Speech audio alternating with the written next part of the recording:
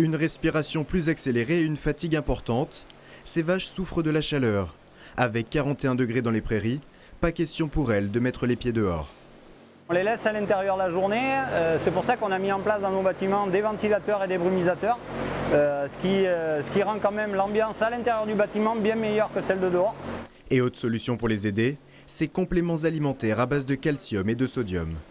Ça aura pour effet qu'elles réguleront leur température interne beaucoup plus facilement, du coup ça leur favorisera l'ingestion, donc elles mangeront un petit peu plus et du coup derrière, étant donné qu'elles seront mieux et qu'elles mangeront un peu plus, ça limitera la baisse de production de lait. Car dès 21 degrés, les vaches sont en état de stress thermique avec des conséquences sur les rendements.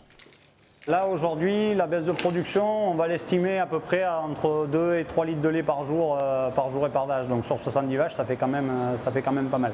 Sans ces aménagements, les pertes pourraient aller jusqu'à 10 litres de lait par vache et par jour. En période de canicule, tous les animaux pâtissent de la chaleur. À 40 km de là, à Benaille, difficile pour ces oies de 3 semaines de rester dans leur bâtiment non climatisé. On est à 36-37, ce qui est énorme. Cet éleveur a planté des arbres et installé des ombrières pour améliorer le confort de ses volailles, destinées aux fêtes de fin d'année. Avec la chaleur, c'est un peu comme les humains. Quand il fait chaud, on mange moins. Donc elle, c'est pareil et du coup, elle se développe beaucoup moins vite. Et même si Noël, c'est un peu loin, faut y penser quand même. D'autant qu'avec ce stress thermique subi sur plusieurs jours, les animaux vont mettre du temps pour s'en remettre.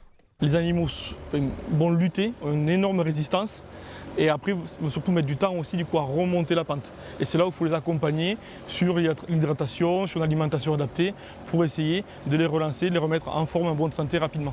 Dans les exploitations les moins équipées, cette vague de chaleur inquiète. Certains animaux pourraient mourir à cause de la durée et de l'intensité de cette canicule.